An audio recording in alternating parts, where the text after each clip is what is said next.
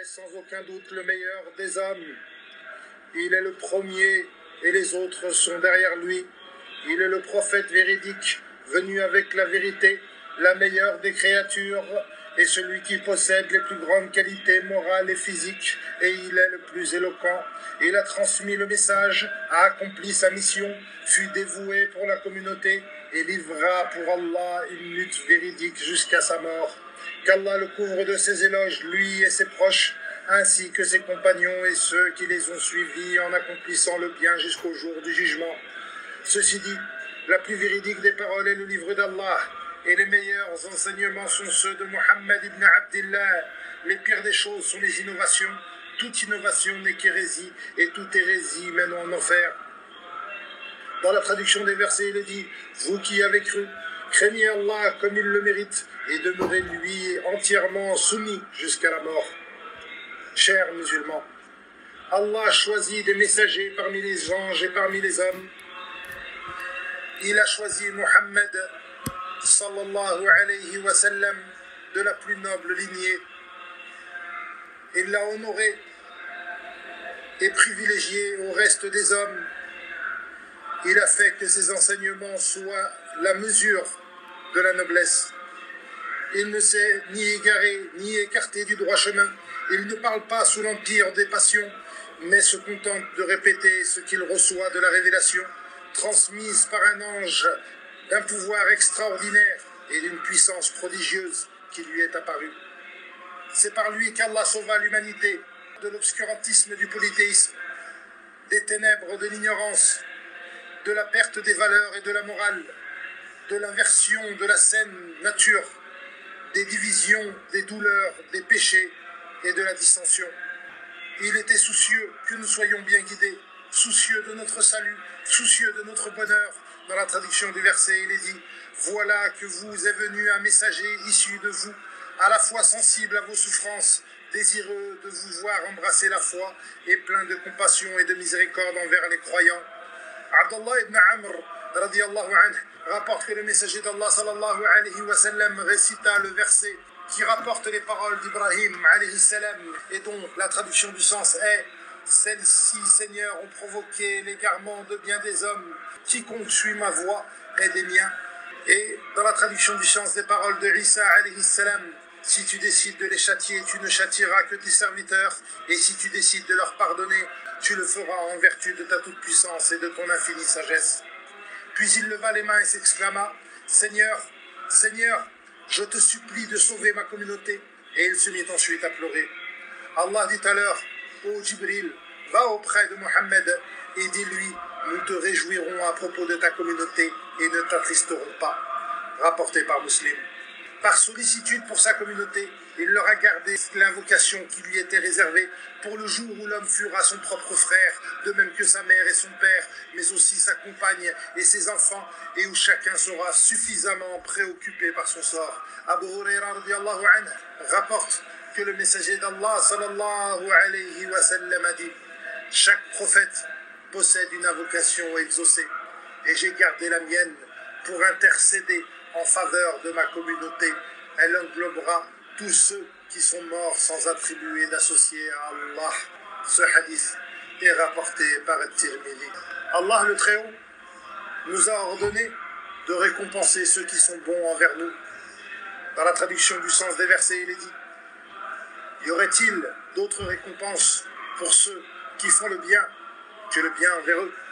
L'un des droits de notre prophète Mohammed sallallahu alayhi wa sallam sur nous est que nous invoquions Allah azza wa jal de le couvrir de ses éloges et de prier sur lui pour le récompenser du bien qu'il a fait pour nous et sa bonté en notre faveur. La prière sur lui est une cause pour obtenir le salut, l'une des meilleures œuvres et l'un des plus nobles actes d'adoration. C'est l'une des meilleures choses à faire dans notre vie, qui multiplie les récompenses, élève en degrés, fait disparaître les tourments et les soucis. Pour chacune de ces invocations, Allah Ta'ala fera nos éloges au décuple. Il est rapporté que le prophète sallallahu alayhi wa sallam a dit « Chaque serviteur qui m'évoque et prononce la prière sur moi, Allah lui écrira 10 bonnes actions, effacera 10 de ses péchés et l'élèvera de 10 degrés. Ce hadith est rapporté par An-Nasa'i. Et Ubay ibn Ka'b, radiyallahu anhu, demandant au prophète sallallahu alayhi wa sallam, ô messager d'Allah, je multiplie la prière sur toi. Quelle part de mes invocations dois-je te consacrer? Le prophète sallallahu alayhi wa sallam lui répondit, ce que tu veux. J'ai dit alors, le quart. Le prophète sallallahu alayhi wa sallam lui répondit, ce que tu veux. Et si tu rajoutes, c'est bien pour toi. J'ai dit la moitié. Le prophète sallallahu alayhi wa sallam lui répondit, ce que tu veux. Et si tu rajoutes, c'est bien pour toi. J'ai dit les 2/3. Le prophète sallallahu alayhi wa sallam lui répondit, ce que tu veux. Mais si tu rajoutes, c'est bien pour toi.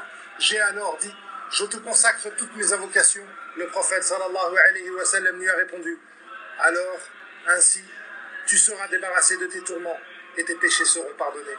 Rapporté par At-Tirmidhi. Mohammed sallallahu alayhi wa sallam est le meilleur des hommes auprès d'Allah. Allah a lié la foi en lui à celle de son prophète.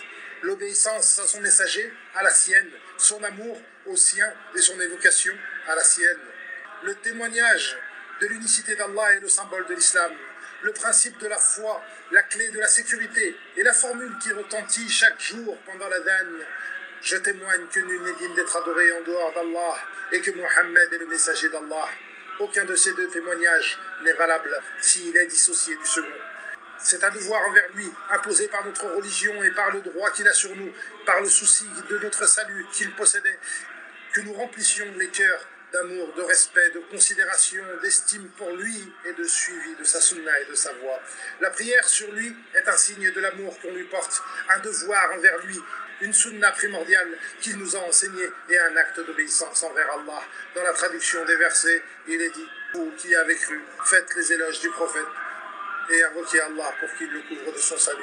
Alors, chers serviteurs d'Allah, multipliez les prières sur le messager d'Allah et faites ses éloges et faites couler ses invocations sur vos langues et laissez-les parfumer vos lèvres. Chers serviteurs d'Allah, invoquez Allah Azza wa Jal de couvrir notre prophète de ses éloges, lui qui nous a montré la voie. Serviteurs d'Allah, Allah a augmenté la récompense de la prière sur le prophète sallallahu alayhi wa sallam. Il a honoré ceux qui la prononcent et y sont assidus. Abu Talha radiyallahu anhu rapporte que le prophète sallallahu alayhi wa sallam apparut un matin avec une âme heureuse et de la joie sur son visage. Il lui dit, ô messager d'Allah, tu es apparu ce matin avec une âme heureuse et avec de la joie sur ton visage. Il répondit, en effet, un ange m'a été envoyé par mon Seigneur et m'a annoncé qu'Allah inscrira à ceux de ta communauté qui prieront sur toi 10 bonnes actions. Il leur effacera 10 péchés et les élèvera de 10 degrés. Rapporté par l'imam Ahmed.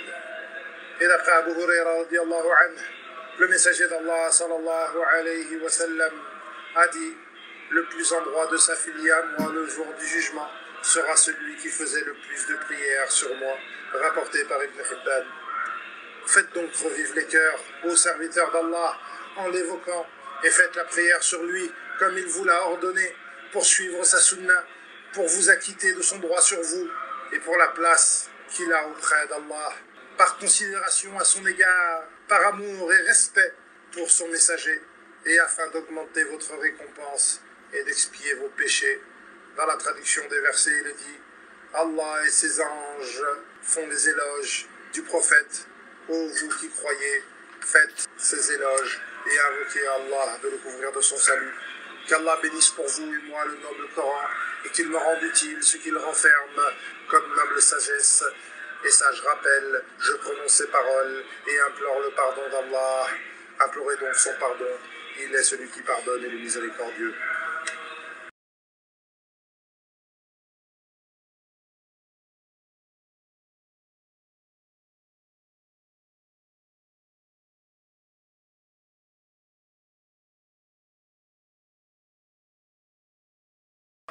Louange à Allah, Seigneur de l'univers. C'est lui qui a envoyé aux illettrés l'un des leurs comme messager, afin de leur réciter ces versets, de purifier leurs âmes et de leur enseigner le livre et la sagesse, eux qui étaient auparavant manifestement égarés. Chers musulmans, l'une des plus nobles invocations et des plus belles parures est de multiplier les invocations et les prières sur le messager qu'Allah a élu, et de faire cela matin et soir. C'est la marque de ceux qui l'aiment et leur signe distinctif, et cela particulièrement le vendredi, car c'est le meilleur des jours. D'après Aous ibn Aous radiallahu anhu, le messager d'Allah sallallahu alayhi wa sallam a dit le jour du vendredi. Parmi les meilleurs de vos jours, c'est ce jour-là qu'Allah créa Adam, ce jour-là qu'il est mort, ce jour-là où il sera soufflé dans la trompe pour annoncer le jour du jugement. Et donc, multipliez les prières sur moi ce jour-là, car certes vos prières me seront présentées. Rapporté par Abu Daoud. Celui qui veut obtenir de la part d'Allah éloge, générosité, bonté et grandeur, qui souhaite que les anges le mentionnent, élève son nom et ses degrés, doit multiplier les prières sur le messager dans chaque situation, à chaque instant, tous les jours, et particulièrement lorsqu'il est mentionné. Ali ibn al-Hussein rapporte d'après son père, radiallahu anhu, que le messager d'Allah sallallahu alayhi wa sallam a dit « L'avare est celui à qui je suis mentionné et qui ne fait pas la prière sur moi. » Rapporté par At-Tirmidhi qui le jugea bon. Et d'après Abu Huraira radiallahu anhu, le prophète sallallahu alayhi wa sallam a dit « Malheur à un homme à qui je suis mentionné et qui ne fait pas la prière sur moi. » Chers musulmans, chers serviteurs d'Allah, la prière sur le messager est une adoration qui ne se limite pas à un moment précis ou à un endroit particulier. En revanche, elle est parfois exigée, comme lorsqu'on mentionne son nom ou qu'on l'entend pendant l'adhan. Abdullah ibn Amr radiallahu anhuma a entendu le messager d'Allah sallallahu alayhi wa sallam dire « Lorsque vous entendez le mu'adhin, répétez ce qu'il dit, puis priez sur moi, car celui qui prie sur moi, Allah priera sur lui 10 fois. Puis demandez à Allah pour moi al-wasila, car c'est un degré au paradis qui ne revient qu'à un seul serviteur parmi les serviteurs d'Allah, et je souhaite être celui-ci. Et celui qui demandera pour moi al-wasila bénéficiera de mon intercession. Rapporté par Muslim.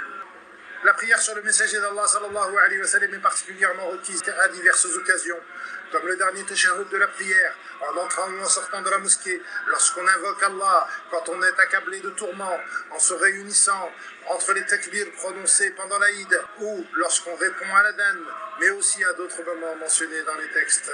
Serviteurs d'Allah, la prière sur le prophète sallallahu alayhi wa sallam s'accomplit par n'importe quelle formulation et n'importe quelle phrase. Plusieurs formules ont été rapportées et chacune d'entre elles est valable et suffisent pour prier sur notre prophète bien-aimé.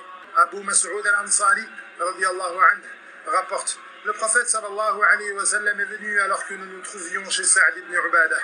Bashir ibn Sa'd lui demanda alors: ô messager d'Allah, Allah nous a ordonné de prier sur toi, alors comment devons-nous faire cela?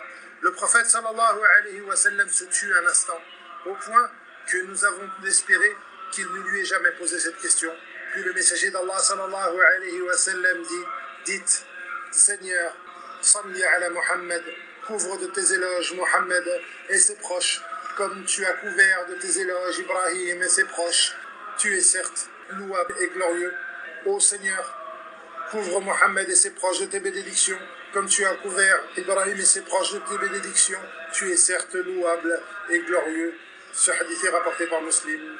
Et d'après Abu Humayd al-Sa'idi, radiyallahu anhu, on demanda au messager d'Allah sallallahu alayhi wa sallam: comment doit-on prier sur toi? Il leur dit: dites, Seigneur, couvre Mohammed, ses épouses et sa descendance de tes éloges, comme tu as couvert de tes éloges la famille d'Ibrahim. Et bénis Mohammed, ses épouses et sa descendance, comme tu as béni la famille d'Ibrahim. Tu es certes louable et glorieux. Ô vous qui aimez le messager d'Allah sallallahu alayhi wa sallam, il y a dans la prière sur le messager d'Allah des bénéfices innombrables et des bienfaits sans limite, et elle renferme la réussite dans ce bas monde et dans l'au-delà. Plus l'homme mentionne celui qu'il aime, se rappelle de lui, de ses qualités, des critères pour lesquels il l'aime, plus son amour augmentera pour lui, et plus cela le poussera à le suivre. Rien ne fait plus plaisir que de voir celui qu'on aime et de se rappeler de ses qualités. À l'inverse, lorsque l'homme ne l'évoque pas, son amour pour lui diminue. Puis sachez que la prière sur le prophète sallallahu alayhi wa sallam est une adoration et un acte d'obéissance qui lui est exposé. Alors, prenez soin que votre prière sur lui soit conforme à ses enseignements et éloignez-vous des exagérations des passions et des innovations, car celui qui fait une œuvre qui n'est pas conforme à nos enseignements, son œuvre sera rejetée. Seigneur, couvre ton messager Mohammed de tes éloges et accorde ta satisfaction à ses 4 successeurs, Abu Bakr, Omar, Uthman et Ali, ainsi qu'à tous les autres compagnons et à ses proches. Et accorde-nous à nous aussi ta satisfaction par ta bonté et ta générosité.